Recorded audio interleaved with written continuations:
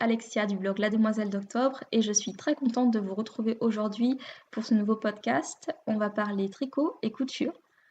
Donc je vais commencer à entrer dans le vif du sujet directement parce que j'ai pas mal de choses à vous raconter. On va commencer avec la partie tricot. Pour cette partie, je vais d'abord vous parler d'un projet que j'ai mis en place. Il s'agit d'un cal mystère qui commencera à partir du 8 octobre, donc c'est dans quelques petits jours, c'est lundi. Le cal mystère, c'est quoi? C'est un cal durant lequel vous allez tricoter un projet dont vous ne connaissez pas le rendu final. Je vous propose, dans mon cas, de tricoter un châle, mais sans avoir eu auparavant le visuel de la forme finale ou des points utilisés. C'est un peu comme une chasse au trésor, donc dans laquelle je vais vous emporter. Vous allez en fait devoir tricoter indice après indice chaque partie du châle jusqu'à avoir terminé le châle. Comment ça se passe pour ce cal? Donc, je mettrai en ligne le 8 octobre une fiche sur Ravelry qui sera achetée dans ma boutique et qui comprend le premier indice du cal. Donc, en téléchargeant cette fiche, vous avez le premier indice qui vous est envoyé d'office. Et ensuite, moi, je recevrai dans ces cas-là un email m'informant de votre achat et je vous enverrai une fois par semaine les nouveaux indices jusqu'à ce que vous ayez collecté tous les indices permettant la construction du châle jusqu'au bout. Le cal commence le 8 octobre, mais si vous souhaitez, vous pouvez le débuter le 8 octobre ou la semaine d'après ou la semaine d'après, et ainsi de suite, ou n'importe quel jour en fait, jusqu'au 8 novembre. À partir du 8 novembre, il ne sera plus possible de faire le cal mystère, enfin de le commencer. C'est-à-dire que si vous avez déjà commencé à avoir des indices, vous les recevrez bien sûr jusqu'au bout, et ça, quelle que soit la date. Mais pour commencer, il faudra, dernier délai, dernier carat, acheter le patron entre ces dates, entre le 8 octobre et le 8 novembre inclus. Voilà, donc je voulais juste vous en dire un petit peu plus sur ce châle. Ce châle, c'est un châle avec des points fantaisie, des perles et une bordure en dentelle. Les perles ne sont pas obligatoires, mais je trouve que le rendu est vraiment, vraiment plus joli. Je vous conseille fortement de les mettre. Ce sera vraiment plus joli avec les perles. Le tricot de perles, ça fait peur à pas mal de gens. C'est pas du tout compliqué. En ce qui me concerne, pour les perles, j'aime bien vous les faire tricoter. C'est-à-dire que vous n'aurez pas, rassurez-vous, à coudre les perles une par une sur le châle une fois que vous l'aurez terminé. Les perles se mettent en fait au fur et à mesure pendant qu'on tricote. Il n'y a pas de couture de perles. Ça, j'insiste bien là-dessus, que vous ne pensiez pas que ça va être horrible de mettre toutes ces perles. Voilà. Je peux pas vous en dire beaucoup plus non plus parce que je veux pas donc gâcher le mystère. Donc je vous dis que c'est un grand châle, bien enveloppant, vraiment douillet. Il a une bonne envergure.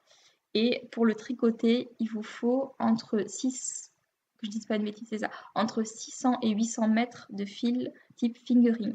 Si vous voulez faire ma version, celle que j'ai faite moi au niveau de la grandeur, il vous faut 600 mètres. Si vous la voulez plus grande, il faudra 800 mètres ou plus après si vous voulez vraiment faire quelque chose de très très grand. Ce châle, il m'a été inspiré par quoi? Vous savez que j'aime bien vous parler de mes sources d'inspiration quand je crée un patron. Il m'a été inspiré par l'univers d'Harry Potter et plus particulièrement par un personnage qui est Rowena Serdaigle, donc la fondatrice de la maison Serdaigle dans Harry Potter. Et j'ai imaginé qu'elle avait possédé un châle il y a très longtemps et que ce châle avait des propriétés plus ou moins magiques et qu'elle l'avait perdu. Et mon jeu, c'est donc de vous emmener au travers de ce cal, comme au travers d'une chasse au trésor, à retrouver les indices, les explications et ainsi à vous permettre de tricoter le châle. Donc, je voulais vous lire le petit texte que j'ai rédigé en introduction au premier indice, que je mettrai également, je pense, sur mon blog et qui m'a beaucoup amusée, que j'ai beaucoup aimé écrire. C'est comme écrire une histoire et je me suis bien régalée. Donc je vous lis et je pense que pendant que je vous lis, je vous mettrai les petites images de la laine que j'ai utilisée qui défileront. Ça peut être sympathique. Bienvenue à vous les aventurières du tricot. Aujourd'hui, nous partons ensemble à la chasse au trésor et à la découverte du châle perdu de Rowena Serdaigle. On raconte qu'il donnait à sa propriétaire d'étonnants pouvoirs et que les pierres qui le couvraient avaient été forgées par Nicolas Flamel lui-même, le grand alchimiste. À la mort de Rowena Serdaigle, de nombreux sorciers et sorcières tentèrent de s'en emparer en vain. Le châle avait tout bonnement disparu, ainsi que les notes ayant servi à sa réalisation. Jusqu'à ce qu'un jour, une femme tombe par hasard sur un très vieux livre, coincé entre deux rayonnages de la bibliothèque. Ces pages étaient complètement blanches, mais la reliure en cuir était si belle qu'elle ne put résister et qu'elle le ramena chez elle dans l'idée d'en faire un carnet de notes de tricot. La jeune femme était une tricoteuse passionnée, et elle décida de se servir du mystérieux carnet tout de suite. Elle choisit une laine de son stock, un bel alpaga violet, et commença son ouvrage, le cahier sur les genoux. Mais à peine eut-elle posé son aiguille sur le papier, le temps de prendre un stylo, qu'une chose incroyable se produisit. Le carnet se couvrait d'une écriture fine et délicate.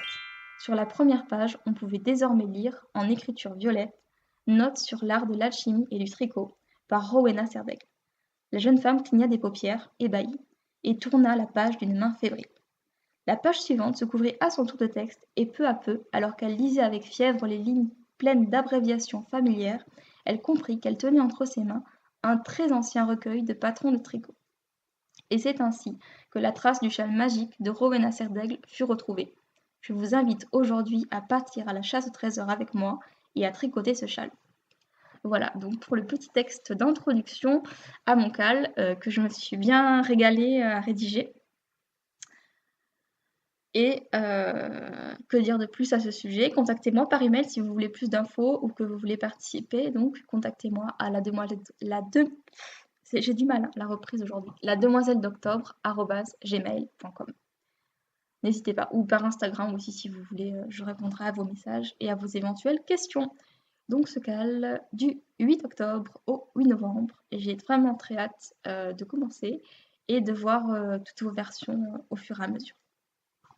Pour ce sujet-là, c'est tout. Après, on va quand même parler un petit peu.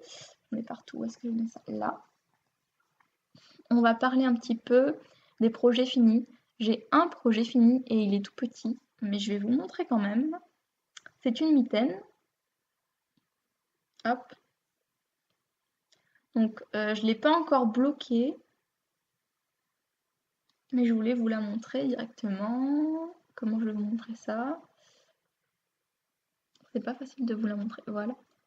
Donc, c'est une mitaine avec une torsade et des côtes que j'ai tricoté pour ma mamie qui m'avait demandé il y a déjà, j'ai un fil qui ressort là, il y a déjà un bon bout de temps de lui tricoter des mitaines, mais elle voulait des mitaines, contrairement à ce que j'avais déjà fait avec des doigts. Là vous voyez bien les doigts.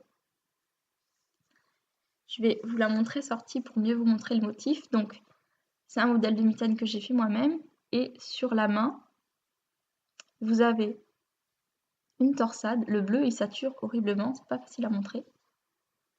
Voilà, vous avez une torsade sur la main et ensuite des petites côtes fantaisie sur le poignet. C'était assez sympathique à tricoter. C'est un modèle que j'ai fait moi-même et que je mettrai peut-être sur Ravelry si j'ai envie. Je ne suis pas encore fixée. Voilà, avec une torsade. C'est dommage que la torsade sature. Je mettrai peut-être une photo pour que vous la voyez mieux parce qu'elle est vraiment belle. C'est une très grosse torsade qui prend une bonne partie de la main. Et j'ai utilisé pour la faire une laine de petits bouts de laine. Petits bouts de laine, voilà. C'est sa laine, j'ai oublié, je crois que c'est la laine Aran coloris Serenity. Donc c'est un très joli bleu. En réalité, il est un petit peu moins saturé que ça, il est plus clair et beaucoup plus doux. Voilà, donc ça c'est mon objet fini, la mitaine. Et je n'ai pas encore trouvé de petit nom. Si jamais vous avez des idées, n'hésitez pas. J'ai absolument pas d'idée de comment nommer ce patron, donc si jamais il y a des choses qui vous viennent en le voyant, mettez-moi un petit mot de commentaire en bas. Si je vous la montre bien, ce sera mieux. Voilà. Donc la torsade, comme ça, est au milieu. Pour les doigts, j'ai simplement fait des coutures entre les doigts. Vous n'êtes pas obligé de les faire, évidemment, si vous voulez une mitaine droite. J'ai fait des coutures parce qu'elle préférait avoir les compartiments pour mettre les doigts. Voilà, ça c'est mon projet fini, le seul que je vais vous montrer du podcast, puisque j'ai quand même un autre projet fini que j'ai sur les genoux, que je ne vous ai pas montré, mais que je peux vous montrer comme ça, sans vous le montrer vite fait. Voilà, hein, ça que vous ne verrez pas plus que comme ça. Ce qui va partir au bain, c'est justement le châle que je vous propose pour le cal mystère dont je vous ai parlé il y a 5 minutes. Voilà, il est là. Il est fini, il est super. Il ne me reste plus qu'à le laver. Je ne l'ai pas encore lavé, je veux le laver et bien le bloquer. Voilà, voilà. Donc projet fini, en fait, il y a ces deux. une mitaine et le châle pour mon cal mystère. Ensuite, côté en cours, en tricot, j'ai commencé à tricoter pour réaliser ce pull. Voilà. Donc c'est le pull qui s'appelle Stay the Same par Vera Valimaki. Et c'est un pull, comme vous le voyez, qui se travaille en bloc de couleur, en bicolore, avec le haut de la poitrine et les bras d'une couleur et tout le bas d'une autre couleur. Donc je vais peut-être vous montrer d'autres photos pour vous donner plus d'idées de la forme générale. Voilà. Donc là, on le voit porté sur un pantalon. Et on le voit aussi... J'avais une autre image à vous montrer. Elle est où? Ah voilà, elle est là, pour voir le haut. Et ici, vous voyez donc le haut avec le travail de couleur. J'aime assez l'idée qu'elle a eu la designer de couper comme ça au niveau de la poitrine. Je trouve que ça rappelle un petit peu en fait tout ce qui est taille empire. Et c'est quelque chose que j'aime bien en général dans les coupes de robes. Donc c'est aussi un petit peu ce qui m'a séduit dans ce patron. Après, je pense que je modifierai peut-être légèrement le bas. Je ne sais pas encore si je vais le laisser tel quel parce que, comme vous voyez là, il est plus court devant que derrière en bas et il descend un petit peu dans ce genre de forme. Je ne sais plus comment on appelle ça, c'est très moderne. Je ne sais pas trop si moi, dans ma garde-robe, ça irait une pièce avec cette finition-là en bas parce que c'est vrai que je porte aussi pas mal de jupes. Et j'ai un petit peu peur du potentiel look sac à patate que ça peut donner sur une robe ou une jupe. Autant sur un pantalon ça peut passer, mais comme je mets pas énormément de pantalons, je me pose des questions. Donc voilà, à réfléchir. En tout cas, j'ai commencé. Je le tricote avec de laine, bien sûr, puisque c'est un patron qui se fait en bicolore. Les laines, je vous les avais déjà montrées. Je tricote la majeure partie du corps avec cette laine qui ne passe pas très bien à la caméra, alors qu'elle a une super couleur, c'est dommage. Je peux vous la montrer peut-être. Comme ça. Est-ce que vous voyez? Ouais, c'est un petit peu mieux. Donc ça, c'est une laine de Marion qui fait les laines vilaines qui sont plutôt connues. Vous vous souvenez, c'est la laine que j'avais achetée au festival en juillet. C'est la laine coloris crêpe Suzette. Donc ça, c'est mon petit échantillon. Et donc moi, le coloris crêpe Suzette, c'est ce qui va remplacer le blanc, ce qu'elle a fait en blanc dans le patron. Et je vous montre où j'en suis un petit peu. Donc là, j'ai ma pelote. Est-ce qu'on verra mieux le coloris? Ah là, c'est pas mal. Vous l'avez pas mal. C'est une sorte de caramel, un petit peu doré, un petit peu orangé. C'est vraiment un joli coloris d'automne, hein. Là, vous l'avez bien. Voilà, c'est vraiment un très très beau coloris d'automne. Et il irait, par exemple, vous voyez, avec le haut que je porte aujourd'hui, il irait très bien. Ou avec un haut blanc, ou avec du rouge. Oups, j'ai tombé la pelote. Donc, j'en suis pas très loin, hein. J'ai commencé il n'y a pas longtemps. J'ai uniquement commencé à faire l'encolure. Comment je vais vous montrer ça? C'est pas facile à montrer le début, hein. Je vais essayer quand même. Voilà où j'en suis. Donc les côtes passent bien à la caméra. Les côtes sont vraiment très agréables à faire et elles ont une définition. Cette laine a une définition de dingue. Regardez. Vous voyez? Je trouve le point vraiment, vraiment... Là, je les étire, mais si je les étire pas comme ça, je trouve vraiment le point régulier est très joli. Et donc là, j'en suis au yoke, c'est-à-dire à la première partie avant la poitrine où on fait simplement du jersey et des augmentations. Là, ça va, ça passe bien. J'ai eu du mal au début parce que on commence avec des rangs raccourcis. En fait, on augmente, mais que d'un côté. Les rangs raccourcis et moi, on n'est pas copains. J'aime pas ça. Je trouve ça pénible à faire. Et j'ai toujours du mal, vous voyez, sur la bordure à faire que ce soit vraiment régulier. Et j'arrive toujours à me retrouver avec un ou deux trous, ce qui est pas terrible, terrible. Bon, là, en l'occurrence, c'est dans le dos et tout en haut. Donc, soit je ferai un point de couture, soit je sais pas trop ce que je ferai. Encore, c'est pas horrible, mais moi je le vois, je sais qu'il est là et ça me dérange un peu.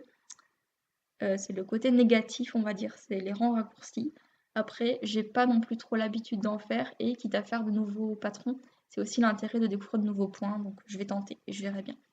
Voilà, donc projet tricot en cours, c'est ce pull, Stay the Same par Vera Valimaki. Et donc pour le corps, je fais en laine vilaine. Et pour la partie contrastante du bas, je vais utiliser la laine que j'avais aussi achetée au festival, qui est une laine de Purple Laine. Oh, elle va trop bien avec moi, celle-là aussi. Ouais. Elle irait super bien. Bref. Laine de Purple Laine, c'est le coloris sauvage et c'est une laine, même si c'est pas facile de vous le montrer à la caméra, qui a des paillettes. Donc autant vous dire que j'ai qu'une hâte, c'est de le mettre sur mes aiguilles. J'ai toujours cette manie de faire ça avec une laine, hein. Quand je fais ça en général avec la laine pendant le podcast, c'est qu'elle est très douce. Elle est super douce celle-là. Voilà, donc ce sera mes deux coloris pour ce pull. Hop. Voilà. Projet en cours. J'espère l'avancer bien vite parce que je le tricote quand même dans le cadre du tournoi de Knitich organisé par Tricot et Stitch, qui est un tournoi lui aussi inspiré de l'univers d'Harry Potter. Et donc on est répartis en 4 équipes et le but est de tricoter le plus de métrage possible pour faire gagner son équipe et faire perdre les 3 autres équipes. Donc pour la première manche, on s'est bien fait rétamer, hein, on n'a pas gagné du tout. Donc là, pour la seconde, je vais mettre les bouchées doubles et j'espère que j'arriverai du coup à bien avancer ce pull. Et ce pull, je le fais aussi et surtout en fait rentrer dans le cadre d'un second cal qui est je devrais l'appeler l'épisode des cals. Cet épisode, il y a des cals partout, il y a des cals. Donc le cal mystère que je fais, le tournoi de Knitich et le troisième cal dont je vais vous parler.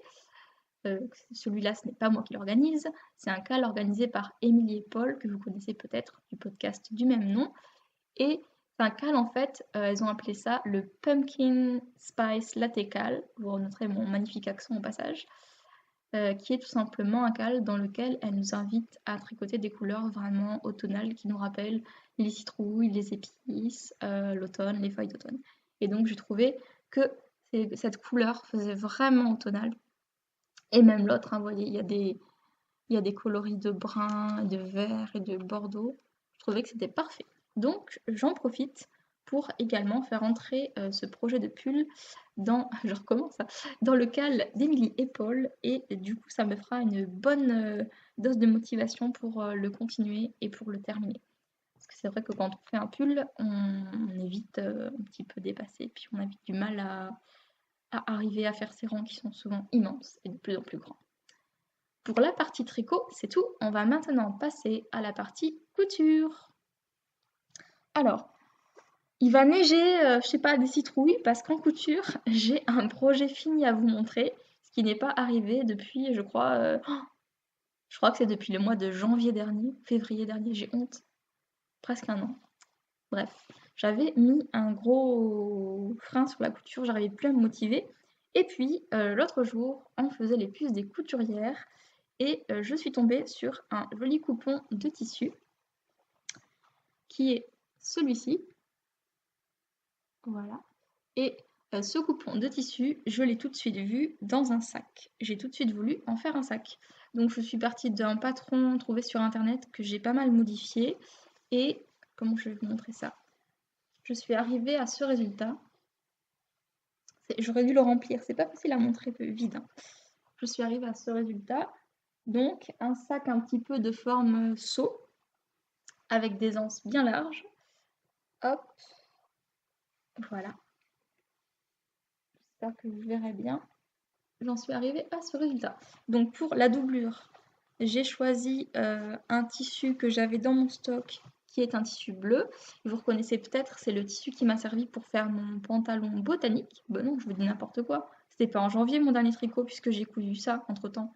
Donc voilà. Donc c'était le tissu de mon pantalon botanique.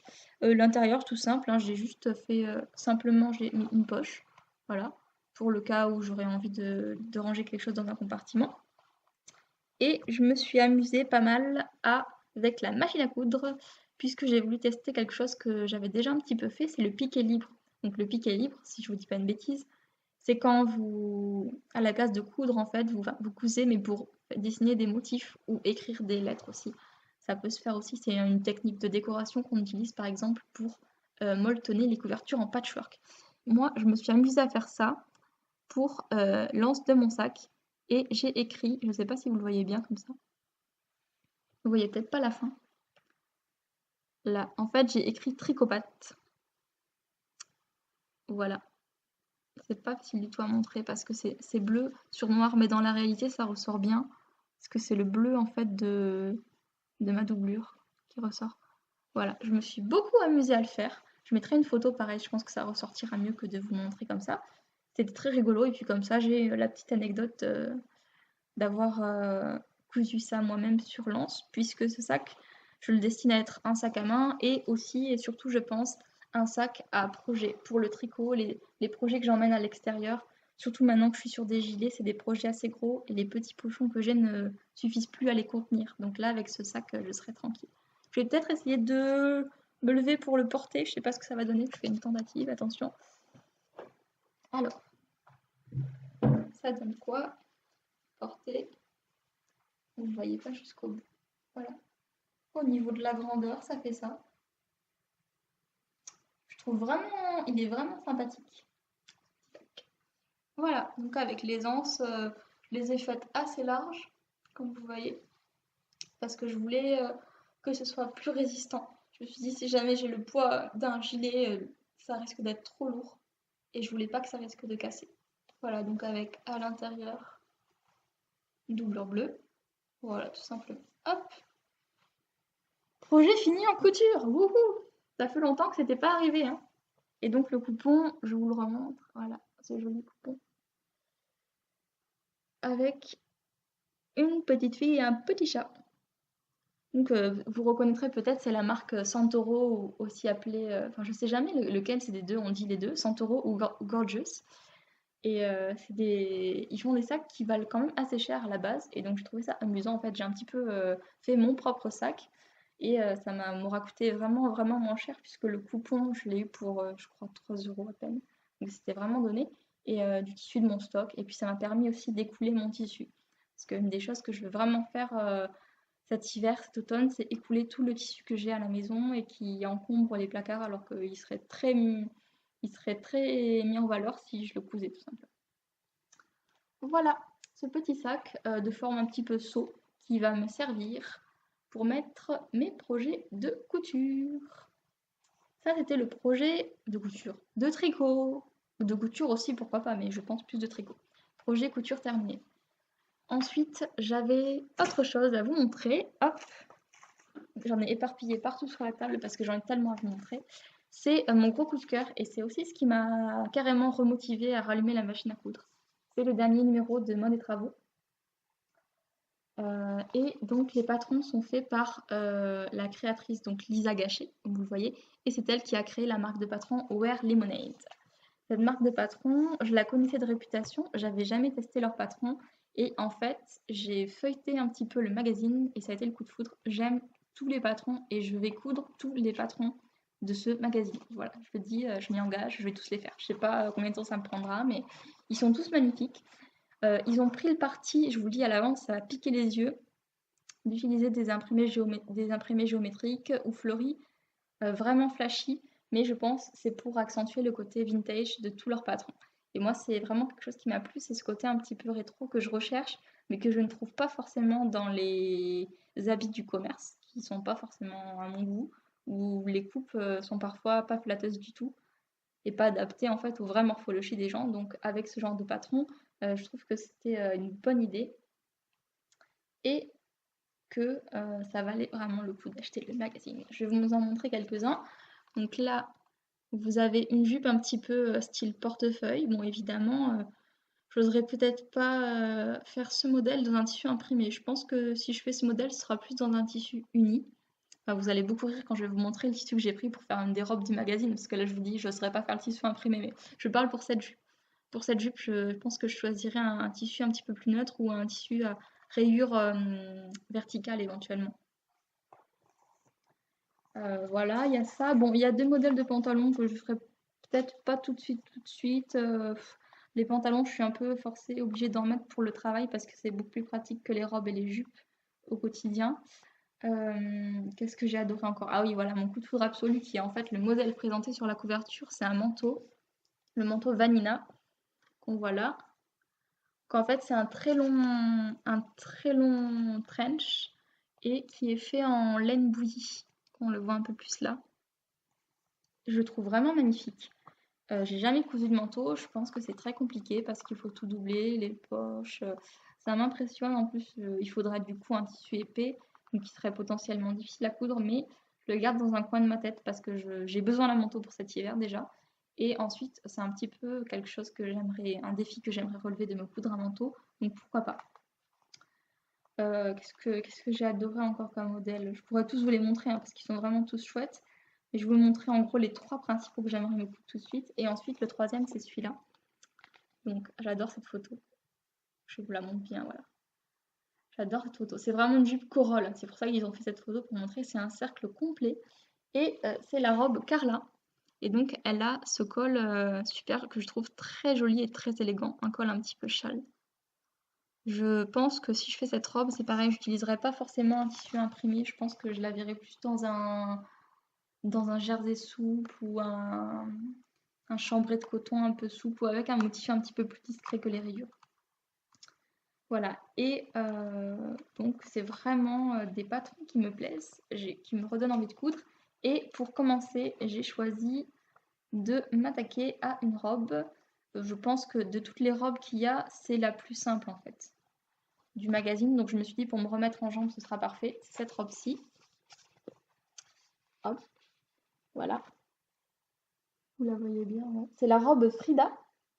Et donc c'est une robe toute simple avec des manches 3/4 et une longue jupe avec des fronces à la taille tout simplement. Elle est vraiment basique. Là, il la montre sans ceinture et sans poche. Mais vous voyez sur le patron, si on veut, on peut aussi inclure une poche à la poitrine et une ceinture à la taille. Donc c'est celle-ci que j'ai choisi de coudre. Et je vais pouvoir vous montrer un petit peu le tissu. Alors là, je vais vous le dire tout de suite, je m'adresse particulièrement à ma mamie de Gujan qui se reconnaîtra, qui je le sais me regarde mes podcasts. Mamie, attention les yeux, il y a du motif. Hein. J'ai un peu pété les plombs sur le motif. C'est un tissu que j'ai depuis une éternité dans mon stock et dont je n'osais rien faire. Vous allez comprendre pourquoi tout de suite. Parce que c'est un tissu, on va dire, chargé de chez chargé. Au départ, j'avais pensé en faire des coussins ou quelque chose, enfin, de l'ameublement. Et j'en ai parlé avec Marilyn du blog Purple et de la marque de laine Purple Laine, donc à qui j'avais acheté au festival ce magnifique écheveau de sauvage. Et je lui en avais emmené un morceau en fait. Et elle m'a dit mais si, il faut absolument que tu oses, n'aie pas peur. Parce qu'elle est très fan de tout ce qui est imprimé fleuri. Elle met des imprimés vraiment super jolis mais que j'oserais pas tout porter. Et donc, à la lumière de cette conversation qu'on a eue toutes les deux, j'ai réfléchi et je me suis dit quand même c'est un peu idiot d'avoir ces 3 mètres de tissu qui dorment dans le placard et de même pas essayer. Donc je vais essayer. Si vraiment, une fois que j'ai fait la robe et que je la passe sur moi, je trouve ça hideux, ben tant pis, je t'ai montré la robe, je couperai dans les pièces et je me ferai un sac ou autre chose, puisqu'apparemment, je pense que je vais me coudre d'autres sacs, je suis un peu dans ma période sac en ce moment. Sac à projet pour le tricot, je veux dire. Et le tissu, je vous montre, attention les yeux, sortez les lunettes de soleil, ça va piquer, c'est ça.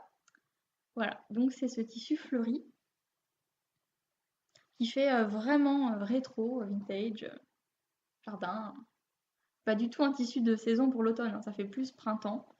Mais bon, ça y est, je me lance, c'est maintenant ou jamais, donc que je vais me faire cette robe Frida. J'ai un petit peu peur en ce qui concerne les raccords de motifs. Encore que si je regarde sur le modèle, je me dis qu'en fait, si je regarde bien, les raccords entre le haut et le bas, ils sont pas si raccords que ça au final. On peut se permettre, pourquoi pas, un petit décalage sur les motifs. Je verrai. Quoi qu'il en soit, je porterai en fait la robe, je ne compte pas la coudre en version avec la ceinture cousue. Je veux la faire à la version simple comme sur la photo et je pense que je la porterai avec une ceinture en cuir plus simplement. Donc voilà, c'est la robe Frida que je vais coudre là-dedans.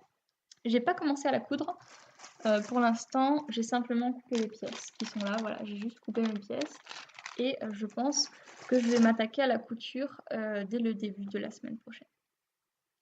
On est à 29 minutes. Je m'étais fixé comme limite les 30 minutes. Je suis pas mal. Je vous ai raconté tout ce que je voulais vous raconter. Je vous ai montré tout ce que je voulais vous montrer. Tous les projets que je voulais vous montrer. Petit rappel, donc je vous rappelle, si vous voulez tricoter un châle, vous amuser, apprendre avec moi peut-être de nouvelles techniques que vous ne connaissez pas aussi, même si vous êtes débutante en dentelle, il n'y a pas de souci, je ferai en sorte que le châle soit accessible à tous les niveaux. Venez avec moi tricoter cette petite chose là que je ne vous montre pas de trop près pour pas gâcher le mystère.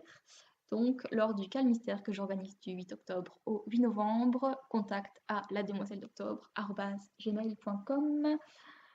Bientôt aussi, je mettrai, je pense, le patron de ces petites mitaines, une fois que je les aurai offertes. J'espère qu'elles plairont à sa destinataire, à leur destinataire plutôt. Et en tout cas, la laine est très douce. Et je me suis bien amusée à faire ce modèle de mitaine. Et donc, je vous retrouve au prochain épisode normalement avec ce pull qui sera, j'espère, bien avancé, voire terminé. On a le droit de rêver, mais j'espère que oui. Et c'est tout. Et avec peut-être une robe aussi qui aura bien avancé. Je vous embrasse. Je vous dis merci d'être resté avec moi pour cette demi-heure, pendant cette demi-heure. Je vous dis à bientôt. Bon tricot, bonne couture. N'hésitez pas à me laisser des commentaires, ça me fait toujours plaisir. N'hésitez pas à vous abonner au blog également pour être informé de tous les tests, ce que je fais sur mes patrons, de toutes les news. Et à me suivre sur Instagram. Donc c'est la demoiselle d'octobre, @gmail.com pour l'adresse email. Et après, sinon, c'est la demoiselle d'octobre partout, sur tous les réseaux sociaux. Je vous embrasse, passez un bon week-end, une bonne fin de semaine et à bientôt.